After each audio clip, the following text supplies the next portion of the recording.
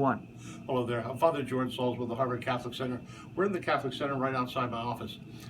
Once upon a time, I did a PhD in biochemistry over at Harvard Medical School. I was there for 6 years, so I have great sympathy for the PhD students. I'm praying for you always. I'm pulling for you. If there's ever a time I can take you out to lunch or coffee, please let me know. You need support more than anybody around. I usually used to take a mental health break myself and head over to the Museum of Fine Arts further down the Fenway. And there, one of my favorite rooms was with John Singer Sargent and that great American realist, Thomas Eakins. And this is a reproduction of one of his paintings. It's called The Dean's Roll Call. If you haven't had graduation, this is a reminder. You can see the MD hood here. And this is a Dean of Jefferson Medical College in Philadelphia. My grandfather and my uncle went there. In fact, I was born there in that hospital, come to think of it.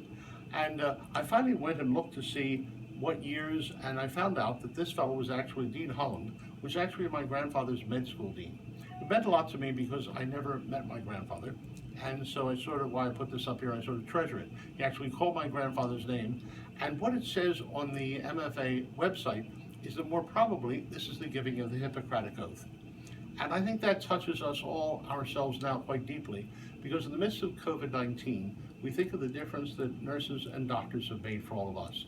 When I was talking about the Midnight Rider Paul Revere and William Dawes over by Massachusetts Hall, I mentioned James Livermore, who was a product of the college here and who was very sick, jumping into helping people without enough protective equipment available at the time. And lots of things have gotten better, thank God, so thanks for your prayers. But so many doctors have made such a difference for us. Therefore, we give thanks for their courage. And along that line, I had the most amazing surprise when I went back to Philadelphia to do a mass when our grammar school closed after about 150 years.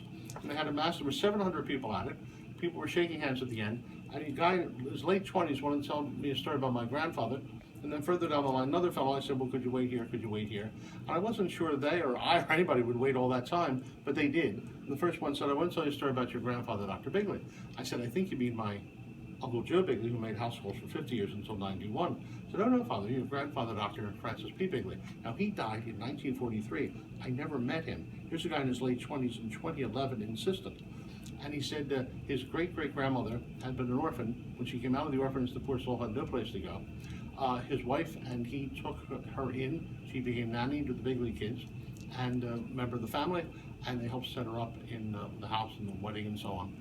And as a result, he said to me, in my family, in every generation, in every household to this day, the oldest boy is named Francis Peter, after your grandfather. I almost fell over. So then the other fellow, I turned to him, and this is after 700 handshakes, so I was amazed that he stuck it. And he said, Father, in 1911, I'm being told this in 2011, in 1911, my great-grandmother, whatever the grades are, great-great-grandmother, was having a baby prematurely. She was due July 4th. It was April 1st, 3 months, 3 days early. She sent the older kids to fetch Dr. Bigley. Deliveries were at home. And he wouldn't come because he knew it was an April Fool's joke.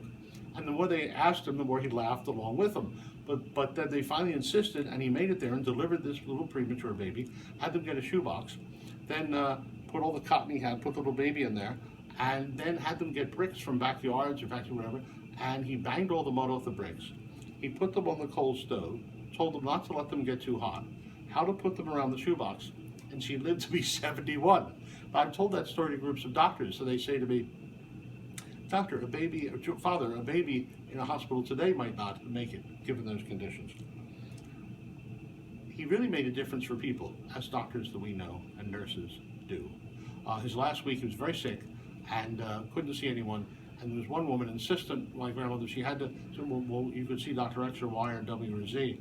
And she kept saying, no, I had to see Dr. Bigley. She said, well, why is that? I said, well, because I have to pay them. I don't have to pay him. So there are many people who make a difference in our lives. And there's someone who, long before I was born, was a legend of people whom I hardly knew the full dimensions of. How important for us to be in touch with our families and notice the difference they made and to give thanks to God and to them for that. There's that great old saying, that we're judged on the last day by the number of people we brought with us. He certainly brought a lot of people with him, and so do you. And God bless you for that. God bless you.